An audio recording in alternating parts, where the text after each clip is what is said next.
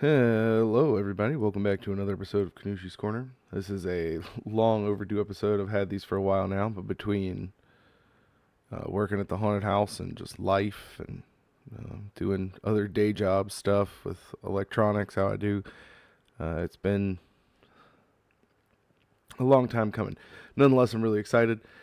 Sadly, this was going to be an unboxing video, but my recording equipment said it was recording, and then it wasn't. It is also the first video with the new camera, which is really cool. So we've got the Chucky Secret Lair here, Ghostbusters, the two Ghostbusters, Monstrous magazines, the Peach Momoko art set. It's like, cause it's kind of like a tarot card set, the Tomb of the Astral Sorceress, and the Showcase Duskmourn. All these were really cool. I decided to just get the everything of this because why not?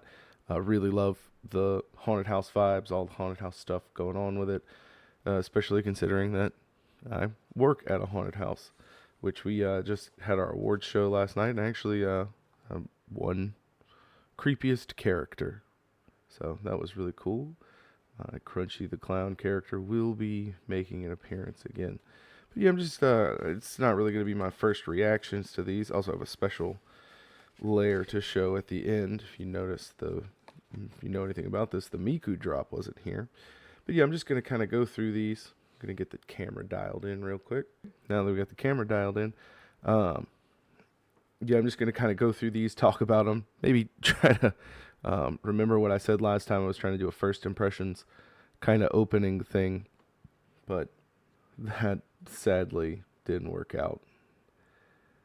So this is the Phyrexia Metamorph. We've been sitting on it a little while now. It's a really cool card, but I love the art for it. Looks really good. The Cauldron Familiar. I kind of wanted to get a play set of this. 4 of them. Didn't do that. Only got 2 ubs. But the Cauldron Familiar, really cool here. Very popular card in several different formats, and it's a very popular card in several different formats. Has a really cool combo, Dalthy Voidwalker. This is also a good card. It's a cheap 3/2 with Shadow, so it's basically unblockable, which is kind of nice. And if a card would be put into an opponent's graveyard from anywhere, you exile it, and then you can sacrifice this to cast that exiled card. It's really like, oh, you played a board wipe? Let me take that board wipe. You played something really cool, big, and good. Let me just take that, and I'm gonna hit you and untap this guy and then tap him and all kind of nonsense. Yeah, this is just a Blood Moon on a dude, which is pretty good.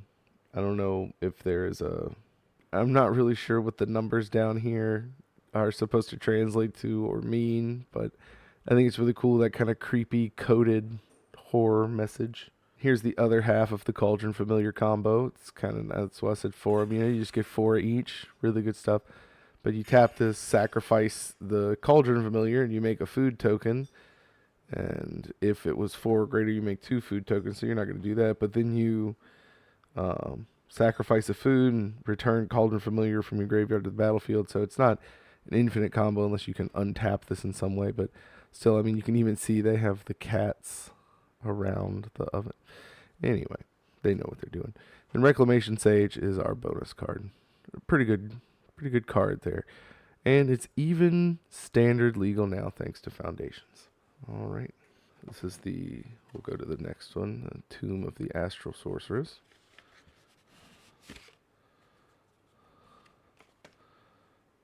These are all really cool cards. They are I don't have any of the other. Once I saw they were coming out with the second one, I was like, I'll not get them. I usually, they aren't exactly the tarot card ones like the others. They did like an Arcane Signet, a couple other things. But nonetheless, I do like the way that these look. They're just really clean, simple art. Preordained here. They're all non-basic lands. Don't untap. Yeah. They're all art by Helvecti Blanc. So it's also kind of an art series layer in that way. Sphinx of the Second Sun is one of the main reasons that I wanted this one. I wish that the Consecrated Sphinx in Brain Dead was more to my liking, but this, I don't know, it's just cute, simple. I like it. It's also a cool effect that can be useful. This is also a pretty dang good card. If you would draw a card, nope, 2. Pretty good enchantment. And then Poison Tip Archer. Whenever an opponent creature dies, each opponent loses 1 life. Useful card, just for all kind of stuff. You making anything that has green and black and wants to sacrifice stuff. Yeah, put that in there. It's in the Squirrels deck. It's in a lot of decks. Now we're moving on to the Peach Momoko series. Yeah, Haunted House work this year was a lot of fun. A lot of good scares. Everybody did amazing. I'm pretty sure we're going to maintain our position as number 1 in the country. Aetherize. These arts are so harrowing and creepy with like the, I don't know, galaxy robot in the middle there, and she's like melting. What's real, what's not. And then this right here is also very, you won't just be gone, you'll be forgotten. The ultimate. Your story won't even be told anymore. Rough. Drown in Dreams. Very, very creepy. The loneliness that this evokes. Submerged in reveries. Gasping for reality.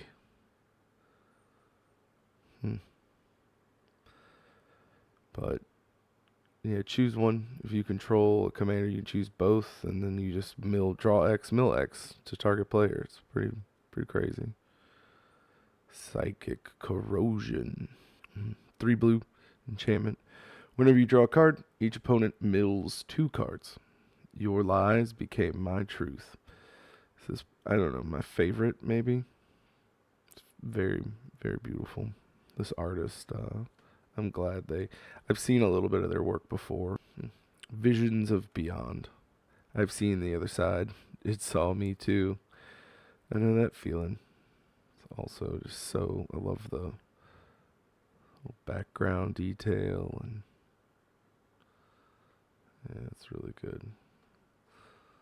Let's see if I can get a zoom in on that. The intricacies. We'll go back to that other one too. The intricacies are just really great. Really, really great. Alright, and we're back at normal focus. Time sieve. Trade the whole world for 1 more moment. Very fitting flavor text for what this does, because you're sacrificing a lot of your stuff to take an extra turn. I mean, all of them are very fitting in a way, but this one, I just... Yeah, there's a couple decks you could put this in, and it's very scary. It goes infinite with a ham sandwich type stuff, but yeah, that's really cool. And another Reclamation Sage. Very shiny card, very, very pretty. Let's get it in that hot spot. You can see the layering to it. It's very cool. Swing, swing, swing, swing, swing, swing. Really cool stuff. Now this one, Monstrous Magazines, we have here, is really, really cool. Freaking love the art on these. We actually have a bunch of posters around the haunted house like this. So I saw this one. One of them has a typo, and it so the text on the card is not actually how the card behaves.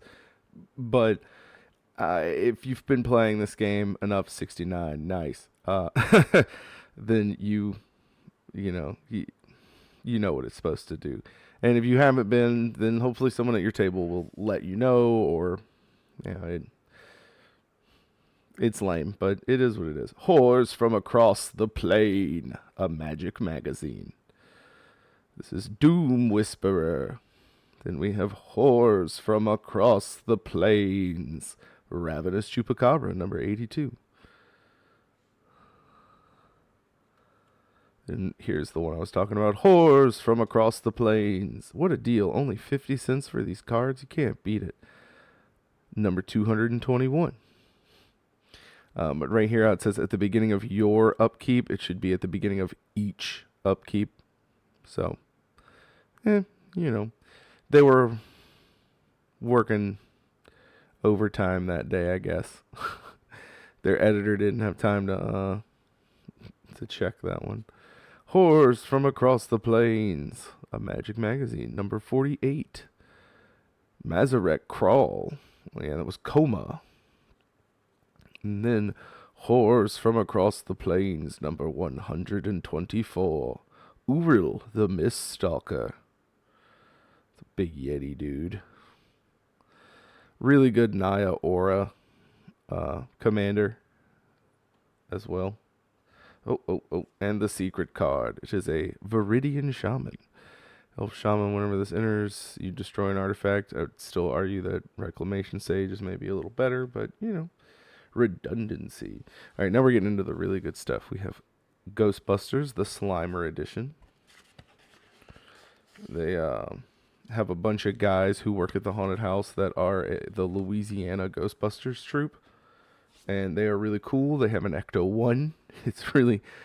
They're just very talented. Everybody there is just so talented. It's really cool. It's right here, Ray. It's looking at me. Look at him looking at you. It's I don't take enough pictures, but they're all so cool. One of them is how they have a Dr. Stance, all the different. He's Doctor Who. His name tag. It's really, really great. But here we have Slimer Voracious Apparition, also the Mimoplasm.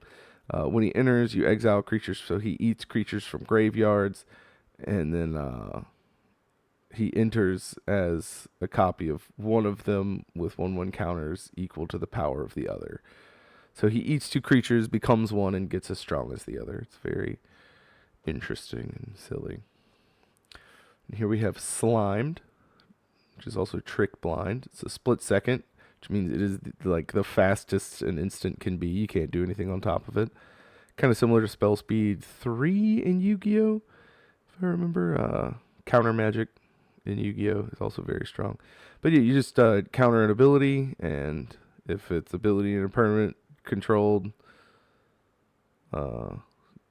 activated abilities of it can't be activated this turn. So it can be rough if it's like a triggered and activated thing, and it can counter commander stuff pretty good. Good stuff.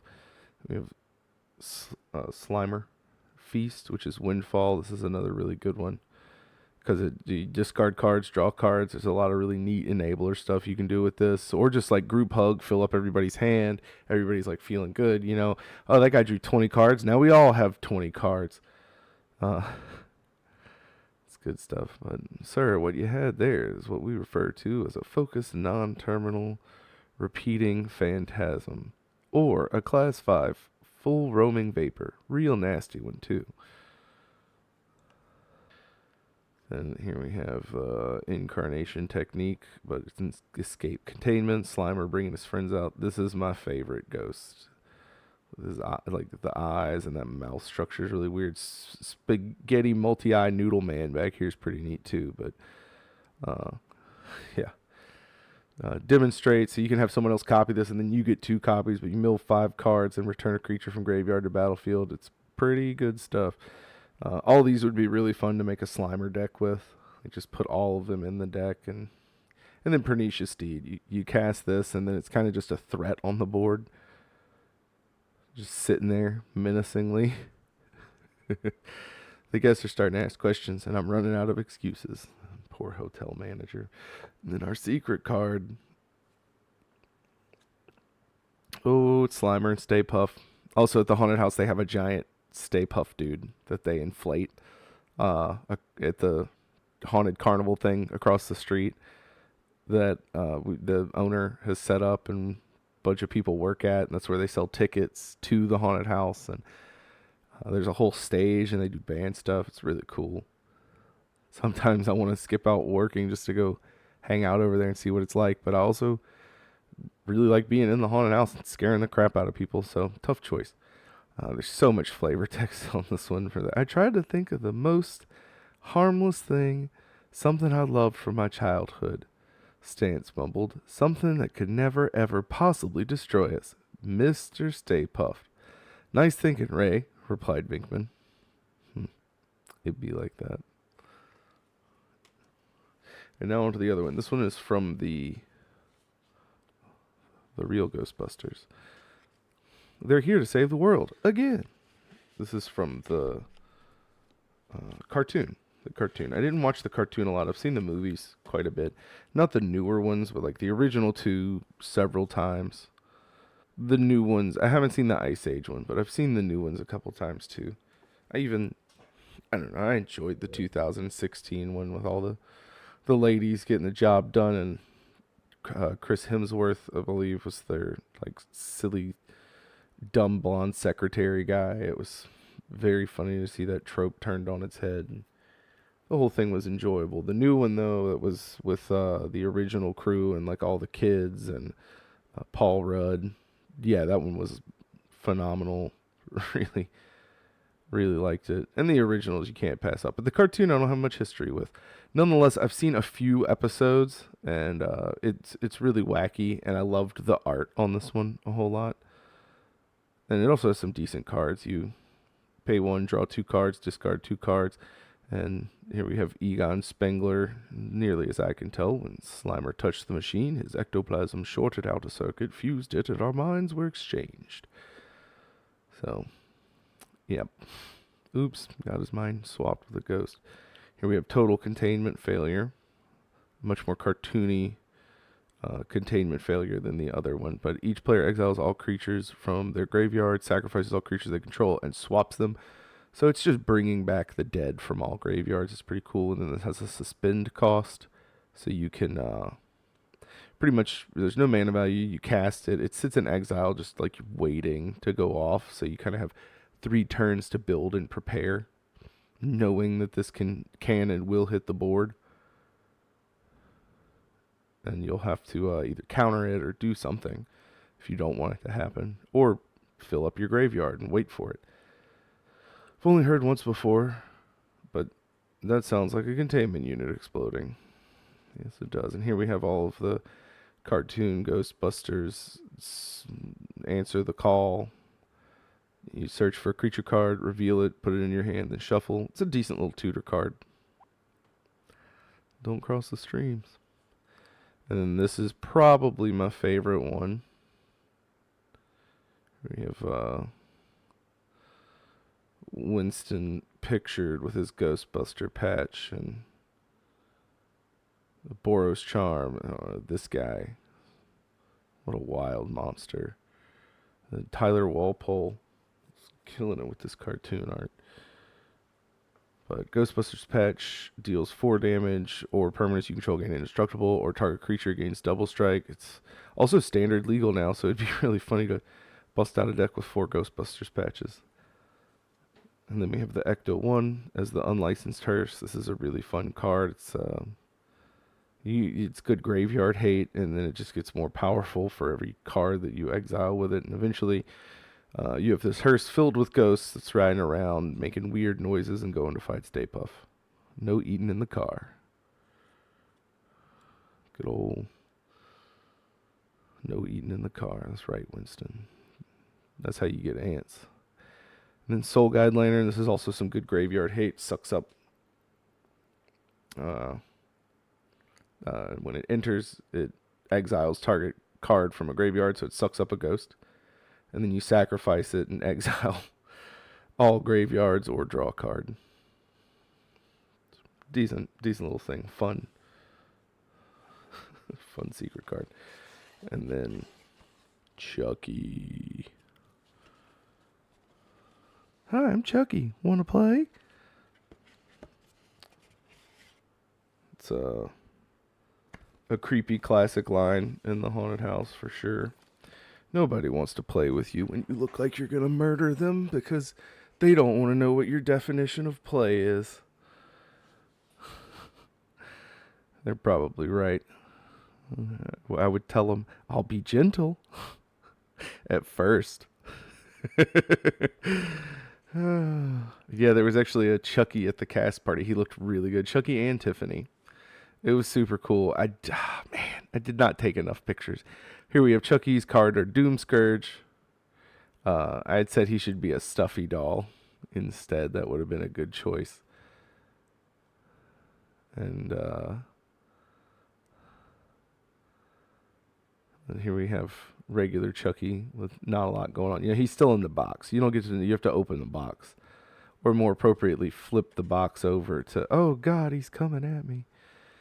But yeah, it's really cool. I love how it's kind of like the movie, like it's the movie box kind of style text, and yeah, it's just cool. It evokes a lot of feelings. This is one of the first scary movies I really remember seeing. It was so creepy, and I still hate dolls to this day. But it's not really so much to do with Chucky. Why I don't like dolls. It's just they're freaking creepy, man.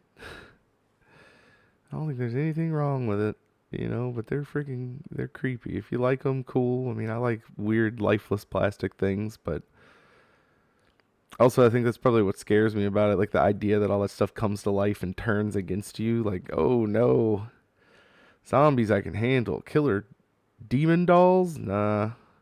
That's always one thing that also kind of set Chucky apart was the whole like voodoo serial killer putting himself in him and wild stuff. Really cool card.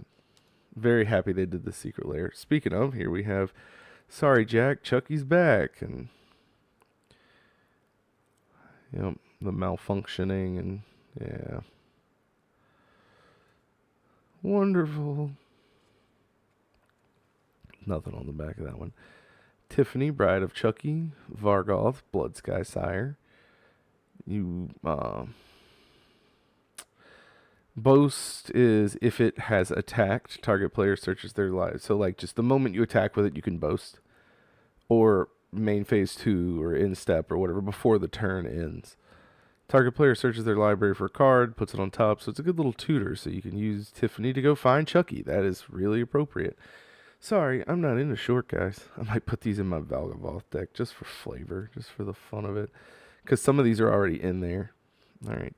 Here we have Friends of the End, Twin Flame. The spell costs 3 more to cast for each target beyond the first. Choose any number of target creatures you control. For each of them, create a token that's a copy of that creature, except it has haste. Exile those tokens at the beginning of the next end step. So you choose a guy and then make a ton of guys. Just pretty good. Then we have the Play Pal Factory with the really messed up looking one. I think that was like, the third Chucky movie? Or God, was it the first one? I don't know. I haven't watched the original series in a really long time. I really did enjoy the new one with Mark Hamill as well, though. And the like, how they kept the story going with like the requel kind of Chucky thing. I don't know. There's been so many freaking movies of this little killer doll guy, but he's really creepy and evil, so I get it. Whenever a non-token creature enters, if Play Pal's Factory is untapped, that creature's controller creates a 1/1 colorless mirror artifact creature token. So, yep. You play dude, he gets a little robo buddy. Here we have it. The Patchwork Chucky is the stuffy doll. So appropriate, dude. Indestructible little. You just choose someone, and then if he's dealt damage, they're dealt that much damage. And then when they're dead, you can blink them, and then you do it all over again. Ah! And then you can tap him to make him hurt himself. It's freaking, yeah, super creepy. Super duper creepy. Well, this is normally where the Hatsune Miku that they put into the October drop would be. But I bought something else and have replaced it. It's a little something special here. Secret Lair Stranger Things. Yes. I'm going to do a different video with all the Miku stuff back to back. Just hold the year of Miku is the video that I'm planning. But I wanted to get this. I love D&D. I love Stranger Things. Really cool show. And then we also have an entire Stranger Things section in the haunted house. It's very, very cool. They put a lot of work into it. It looks amazing. The actors do a great job to bring it to life. There's the whole like stilt bit to make this Demogorgon come to life. It's crazy. It's really, really crazy and cool. They do such a dang good job. But these cards are really interesting. So here we have the Mind Flayer, the Shadow. All of these are mechanically unique. They do have universes within versions, all of them now. But I wanted to get these because, nothing beats the original artwork and like the just specialness to me. Really, really cool. Especially the fact that this card, if you look at the back, I'm flipping it. It is the Mind Flayer, and it is upside down. So if it was the way a normal Magic card would be, you can see. Oh, there's a secret card there, but they're all like that. He's upside down. I just think it's so cool. It's wild. It's really neat. But Mind Flayer isn't a creature unless you can control 3 or more permanents that you don't own at the beginning of your end step. You exile the bottom card of everybody's library, and for as long as they remain exiled, you may look at them, cast them, and spend colors over spend mana as though it were mana of any color to do so. And so he lets you steal stuff and does crazy things, and he better do something great for 7 mana. Yeah. Like when you're spending that much, you're hoping, heck, let's make him indestructible too. Then we have Hopper. All of them have Friends Forever. And so you have 2 of them as your commander. You just combine 2. So you could have like Hopper and 11, or Dustin and 11, or Lucas and Max, or Lucas and Dustin, or Mike and 11, or however there's a lot of really cool team up. No Joyce though. Womp. But here we have Jim Hopper, and whenever he attacks, investigate once for each non-token attacking creature. So he gets you clues, and he tracks the rot, and he sees how far it goes. We have Dustin, a little uncanny on the face there, but I love the little like gadget stuff they have, and his little wire and clippers, and good old gadget genius. But he's a really good Azorius artifacts thing. You can tap him, add 2, but only use that for artifact spells. So with him and some other creatures, you could be essentially getting all kind of really expensive artifacts out for free or for very little. We have 11, the Mage. So you got Artificer, Mage, Wizard, or no, she's more of a sorcerer, I guess. Maximum hand size is 11, appropriate. And whenever 11 attacks, you draw a card, you lose a life. And then if you have 11 or more cards in your hand, you may cast an instant or sorcery spell from your hand for free without paying its mana cost. It's pretty cool. 3/5 as well for 4 mana is pretty solid. The one of the girls at the haunt, she shaved her head for the role of 11, and like she looked perfect for real. She did a good job. It was really cool getting to talk to her. I think she does like dog grooming stuff. Really, really cool person as well. I was kind of joking with her when we were sort of like next to each other in spots before the show, and they went along with this bit I did, and like it was a funny moment, and really really good times. Here we have Lucas the Sharpshooter. Tap, sacrifice an artifact. He deals 1 damage to target creature, goad that creature. So like with Hopper, you could make clues and sacrifice the clues. Or with Dustin, you have some kind of like artifact build. And with the red, white, the Jeskai colors, the red, white, and blue. America. You could do all kind of artifact copying or token copying or whatever to sacrifice those and deal damage and goad creatures, and then untap him and keep doing that. And it's pretty good stuff. Max here is a hasty 3/2. I feel like that's appropriate for Gruul colors. Whenever you cast your second spell each turn, untap target creature, then investigate. It's pretty cool. So her and Lucas also would work well together. Or, just investigating. You make clues. You can draw cards with clues. You can do all kind of fun stuff with clues. You track the rot. Here we have Mike, Dungeon Master. With Mike, you pay 2, tap him, choose target creature card in your graveyard that was put there from the battlefield this turn, return it to the battlefield tapped. I love the D&D minis and stuff. A little more uncanny valley on the face. But a friend is someone you'd do anything for. It's still beautifully painted, though. I love the work, like in the walls and the lighting and the really good stuff. Here we have Will in the Upside Down. Poor Will, man. When Will the Wise enters or leaves, each opponent may investigate. Everyone who doesn't loses a life. You investigate X times, where X is 1 plus the number of people who investigated, so he can also make you a bunch of clues. And in Orzhov colors, white, black, you have lots of sack outlet and like benefits from sacrificing stuff. So that's pretty good. Then we have the clue token. Really funny. We actually saw this on a mug. It was like a Christmas Halloween combo mug thing. Really funny. I will keep these lights, speaking of Joyce, I will keep these lights up until the day I die if I think there's a chance that Will's still out there. What a mother won't do for their child. Boy, don't I know that. Love you, Mom. Then we have Hawkins National Laboratory.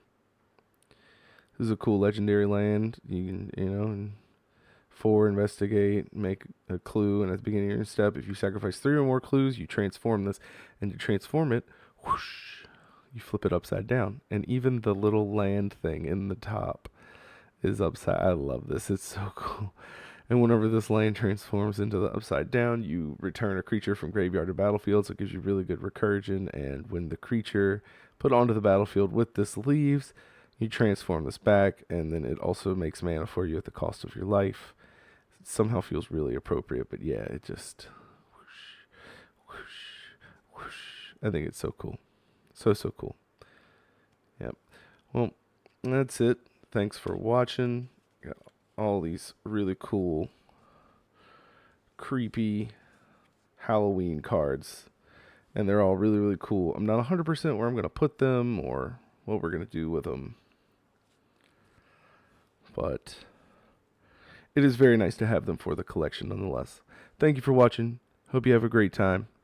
And until next time, have a good one.